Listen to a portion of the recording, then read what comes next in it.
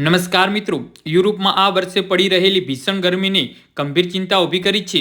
જૂનમાં માત્ર એક સપ્તાહ સુધીમાં ચાલેલી આકરી ગરમી દરમિયાન સામાન્ય દિવસોમાં સરખામણીમાં 16,000થી વધુ વધારાના મોત થયાના અંદાજ છે. ફ્રાન્સ, બ્રાઝિલ અને જર્મની જેવા દેશોમાં તેની અસર ખાસ જોવા મળી છે. હવે વૈજ્ઞાનિકોનું કહેવું છે કે ખતરો અહીં અટક્યો નથી અને યુરોપના કેટલાક ભાગોમાં ફરી હીટવેવનું મોજું આવી શકે છે. જી હા મિત્રો, અત્યારે હાલના સૌથી મોટા અને સૌથી દુઃખદ સમાચાર સામે આવી રહ્યા છે.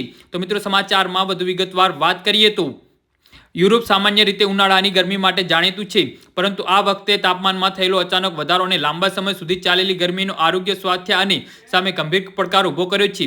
યુરોપના કેટલાક વિસ્તારોમાં તાપમાન 37 ડિગ્રી સેલ્સિયસથી ઉપર પહોંચ્યું છે. ખાસ કરીને ઉત્તર અને ઉત્તર પશ્ચિમ યુરોપમાં રહેતા લોકો માટે આવી ગરમી વધુ મુશ્કેલ સાબિત થઈ છે, કારણ કે ત્યાં સામાન્ય રીતે આટલી આકરી ગરમી જોવા મળતી નથી. જી હા મિત્રો, તો આના વિશે તમારું શું કહેવું છે તો નીચે અમારી કમેન્ટ બોક્સમાં જરૂરથી જણાવજો અને અમારી યુટ્યુબ ચેનલને સબસ્ક્રાઇબ કરવાની ભૂલતા નહીં. ધન્યવાદ.